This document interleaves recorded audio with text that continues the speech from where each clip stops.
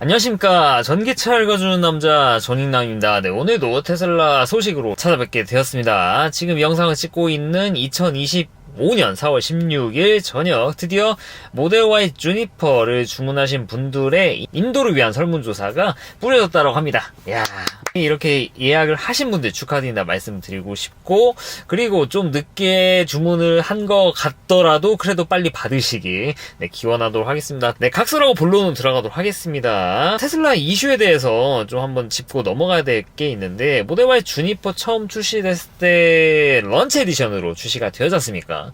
런치 에디션이 뭡니까? 한정판 같은 그런 느낌의 트림 아니겠습니까? 런치 에디션만의 뭐 각인이라든지 재질이라든지 뒤에 있는 엠블럼이라든지 뭐 이런 것들이 좀 있고, 또 처음 테슬라 켰을 때 앞에 쫙 그 애니메이션 같은 것들도 모니터 쪽에 그런 것들도 비춰주고 하는데, 근데 문제가 뭐냐, 런치 에디션 주문을 받았잖아요. 그러면은 그거를 인도를 먼저 해준다면서요. 그렇게 해가지고 런치 에디션 팔았는데, 이제 와서 테슬라 코리아가 하는 소리가 몇몇 분들한테, 모든 분도 아니고 몇몇 분들한테, 죄송합니다만 고객님이 선택한 그 옵션에 런치 에디션 없습니다. 주문을 취소하시든지 아니면은 뒤편하세요.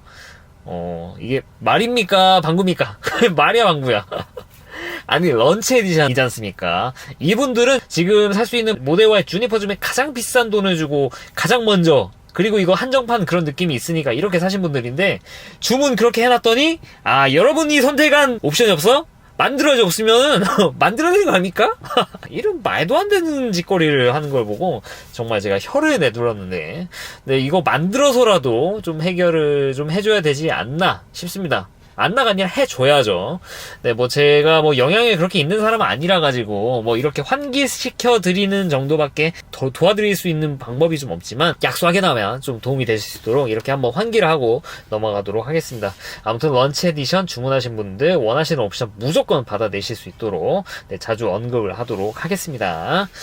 그리고 오늘 주로 말씀드릴 얘기는 이 테슬라의 가장 큰 특징 중 하나, 바로 오토파일럿 관련된 내용입니다. 최근에 대형 유튜버인데 100만 넘는 유튜버 분께서 또 이런 영상을 올리셨어요. 제가 요새 바빠가지고 다 영상을 못 보지만 이제 많은 분들이 다 공유를 해주시니까 보면은, 지금 쓰고 있는 테슬라의 오토파일럿은 5년 전 그 이후로 전혀 업데이트된 게 없다. 그러니까 여러분들이 2025년 쓰고 있는 오토파일럿은 5년 전 거 오토파일럿과 진배 없다 라는 얘기를 하셨나 모르겠습니다. 자세히 안 봤으니까. 이것도 건너 들어오면서 왜곡될 수 있으니까. 아무튼 요지는 5년 전이랑 큰 차이가 없다라는 거, 이런 얘기를 하셨는데, 큰 차이가 없는 거는 인정은 하고 가야 될 것 같습니다.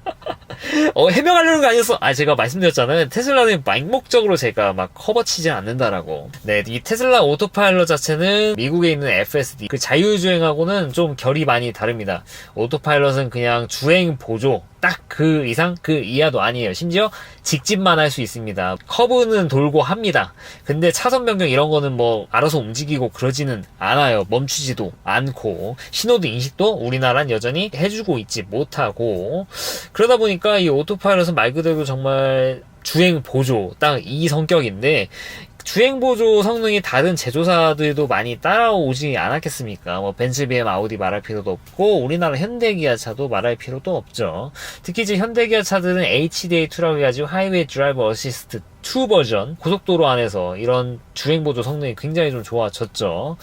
말 그대로 근데 이건 하이웨이 드라이빙 어시스트이기 때문에 국도 같은 데라든지 보통 도로에서는 쓰지 못할 수준이라는 거 말씀을 드릴 수는 있겠지만, 이게 말 그대로 주로 이제 주행보조를 쓰는 게 고속도로 환경이다 보니까 이렇게 생각하시는 분들이 많이 계신 것 같더라고요. 나는 오토파일럿하고 HDA2하고 차이를 모르겠다. 되려 HDA2가 사용하는 게 더 좋은 것 같다 라는 이야기.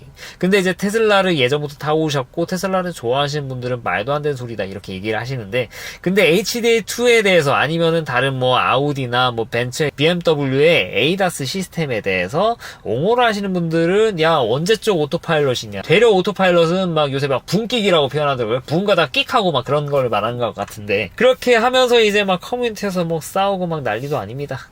근데 제가 이걸 하나하나 좀 훑어보고 최대한 중립적으로 생각을 해보려고 노력해봤더니, 좀 결론은 무엇이냐, 각자 하는 말들이 다 맞습니다. 근데 이게 왜 맞냐면은, 각자 이 ADAS, 자율주행 아닙니다. 이 주행 보조 장비, 운행 보조 장비를 쓰는 컨디션이라든지 이런 환경이 너무도 다릅니다. 예를 들면 HDA2를 굉장히 편하다, 테슬라보다 더 좋다 그렇게 생각을 하시는 분들은 주로 이런 주행 보조를 고속도로에서만 사용을 하시는 게 당연하겠죠. 당연히 고속도로 아닌 곳에서는 제대로 만족할 만한 성능이 안 나오니까. 고속도로 안에서는 사실 커브 같은 것들도 곡률이 되게 좀 낮게 설계가 되어 있다 보니까 막 차선 넘어가는 일이 많지는 않습니다. 고속도로 안에서는 램프 같은 데선 쓰시면 안 돼요, 대신에. 근데 이런 분들은 이럴 때 램프라든지 아니면은 공도 뭐 국도 이런 데서는 이런 주행 보조를 안 쓴다고 말씀을 하시죠. 그럼 이런 분 입장에서는 어차피 나는 주행 보조를 고속도로에서만 써. 고속도로에서 썼더니 아주 훌륭해. 테슬라는 국도에서 돼요? 아니 국도에서 내가 안 쓴다니까? 그게 무슨 의미야? 이래버리면은 이게 안 되는 겁니다. 그러니까 테슬라 오토파일럿을 옹호하신 분들이 그거 뭐야 고속도로에서나 되지, 보통 우리 도로에서는 못 쓰잖아. 근데 이제 이분은 야 그걸 왜 거기서 쓰냐, 나도 불안해서 안 쓴다, 있어도 안 쓸 건데, 이러니까 대화가 안 통한다는 거. 저도 마찬가지입니다. 저는 현대 HDA2 같은 경우 뭐 가장 장점이 이거다라고 말을 해요. 뭐 고속도로 과속 단속 구역에서 그걸 맞춰가지고 속도를 줄여주다라는 거. 여기부터 저는 이해가 안 가죠. 왜냐면은 이거를 좀 좋게 평가를 하시는 분들은 평소에 고속도로에서 제한 속도보다 더 빠른 속도로 과속을 하시는 분들이 편하게 생각하실 상황이지 않습니까? 생각해보면은 이 HDA2가 국도에서 작동하는 것도 아니고 결국엔 고속도로인데 뭐 요새 110 제한 구역도 있고 120 제한 구역도 있는데 그 이상으로 달려가다가 이 과속단속 구역 있으면은 감속을 해주는 게 편하다.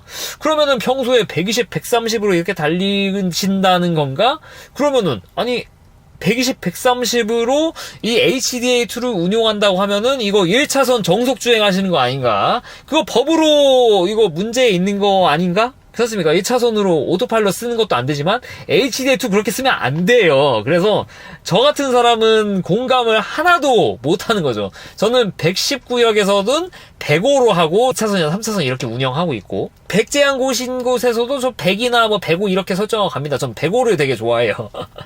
뭐 차선 변화하고 다시 이제 돌아오고 그렇게 하다 보니까 아니 이거 속도 맞춰가지고 줄여주는 게 그게 장점인가? 저는 그런 생각이 든다는 것이죠. 이처럼 개개인별로 갖춰진 이런 환경이 다릅니다. 에이다스를 쓰는 환경이 다르다 보니까 이 서로 말이 안 통하는 거예요. 그래서 제가 봤을 때 이런 거에 대해서 서로 싸울 필요가 없다라고 말씀을 드리고 싶습니다. 네, 제가 드리고 싶은 말씀은 첫 번째로 넘어가가지고 그 모 유튜버 분께서 5년 전에 오토파일럿과 큰 차이가 없다라고 얘기를 하셨는데 사실 그렇지는 않아요. 제가 이제 5년 타봤지 않습니까? 물론 드라마틱한 차이는 없는데 오고 가고 서고 하는 것들은 예전보다 너무 많이 좋아진 게 느껴지고 그리고 이런 것들이 개선이 되고 있고 잠수함 패치가 되고 있어요.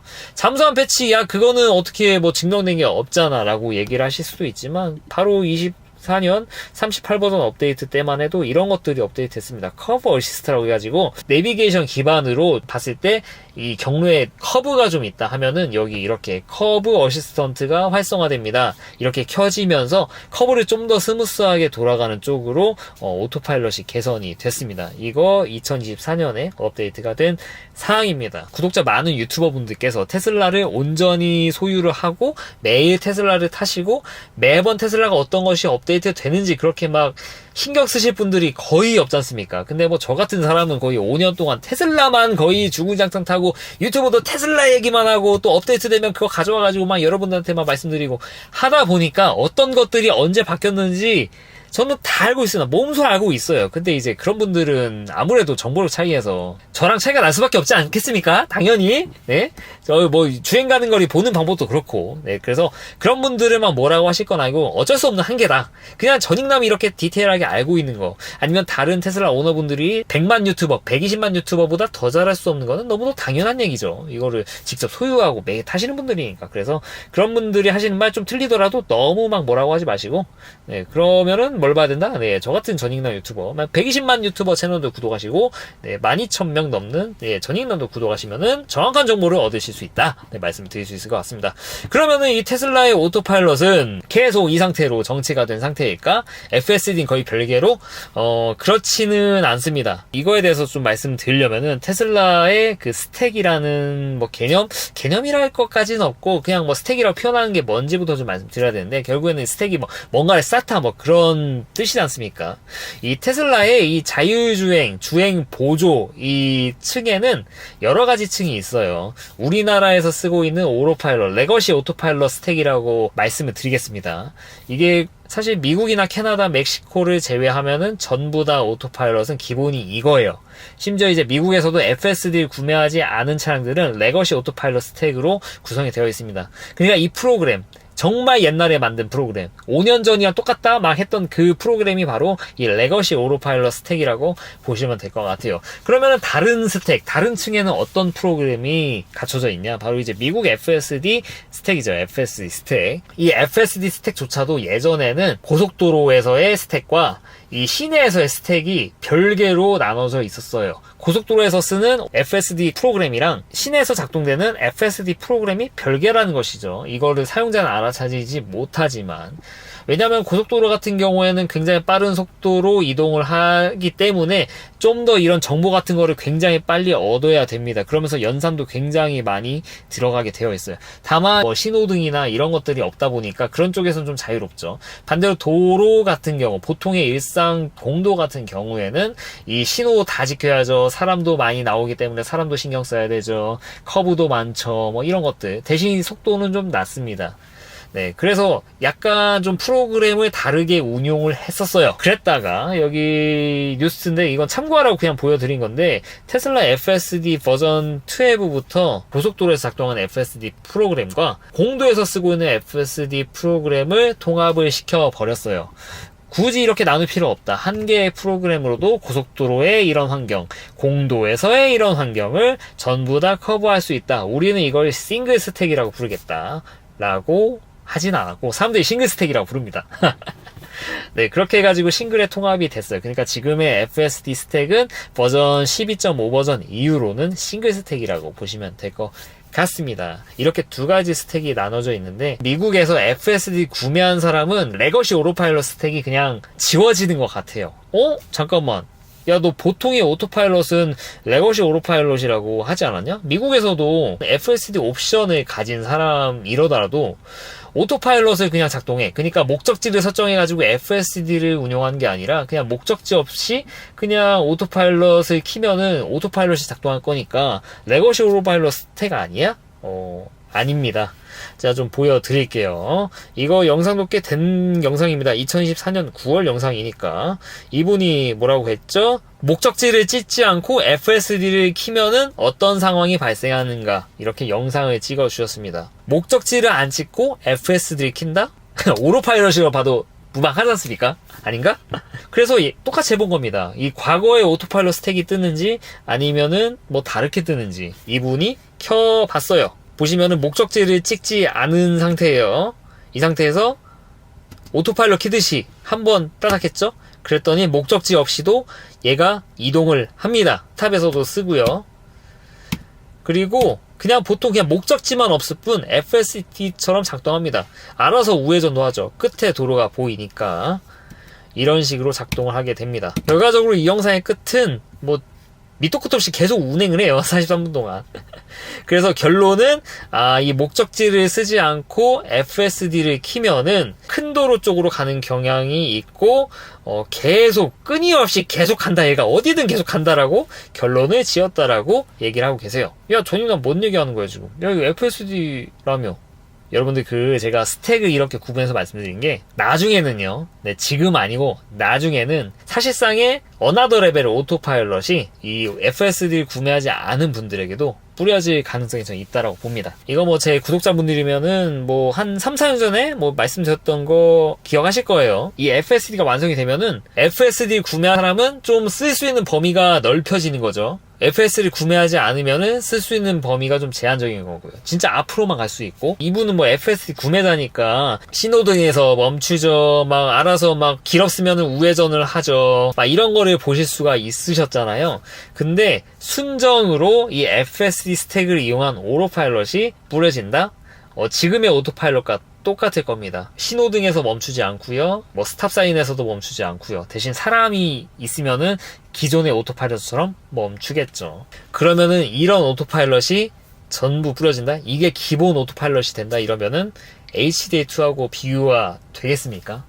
안 되죠. 네, 절대 안 되죠. 그때쯤 되면은. 지금의 레거시니까 비교가 되는 거지. 얘가 들어간다? 기본으로? 그러면은 비교조차 안 될 겁니다. 아무도 비교를 안 하려고 할 거예요. 왜냐, 얘야말로 정말 엔드 투 엔드지만 기능이 좀 약간 좀 제한이 된 그 FSD라고 보시면 될 것 같은데, 아무튼 이러한 방향으로의 전환은 저는 분명히 일어날 거라고 감히 예언을 하겠습니다. 예언 아니고 다 얘기 나온 내용입니다. 근데 관심 있으신 분들은 제가 이렇게 어렵게 설명해드려도 뭔 말인지 아실 거예요. 그러면 이걸 어떻게 차등화해가지고 적용할지가 좀 관건인데, 그거는 사실 이제 진정한 예언의 영역이니까 되게 많습니다. 다양한 방법으로 제한을 걸 수가 있어요. 여기 보시면은 이렇게 좀 구분되어 있잖아요. 오토파일럿 패키지 해가지고 EAP, FSD, 기본 오토파일럿 이렇게 세 가지가 있는데, 예를 들면 이제 원래 여러분들이 쓰고 있는, 저도 쓰고 있는 이 오토파일럿, 레거시 오토파일럿은 그냥 앞으로도 무료로 포함이 돼서 뿌려질 가능성이 높습니다. 근데 이 향상된 오토파일럿, 여러분들이 향상된 오토파일럿이 진짜 향상된 오토파일럿이라고 생각을 하세요? 이 말뜻이 맞지 않습니다. 이 인핸스드 오토파일럿 옵션을 선택한다고 해서 여러분들의 오토파일럿 성능이 향상이 되지가 않아요. 그쵸? 오토파일럿은 똑같습니다. 저처럼 FSD 옵션을 가진 사람이나 EAP 산 사람이나 기본 오토파일럿을 쓰시는 분이나 성능이 똑같아요. 우리나라 뭐 미국산, 중국산 차이는 있을지언정 오토파일럿은 향상이 안 돼요. 그 밖에 다른 막 이런 짜잘한 옵션 같은 게 추가되놓고 이 패키지 이름을 향상된 오토파일럿이라는 거지, 오토파일럿 자체는 성능 개선이 안 됩니다. 그래서 가끔 커뮤니티 보면은 FSD나 EAP를 사면은 오토파일럿 성능이 더 좋아지나요? 하시는데 네, 절대 아니다.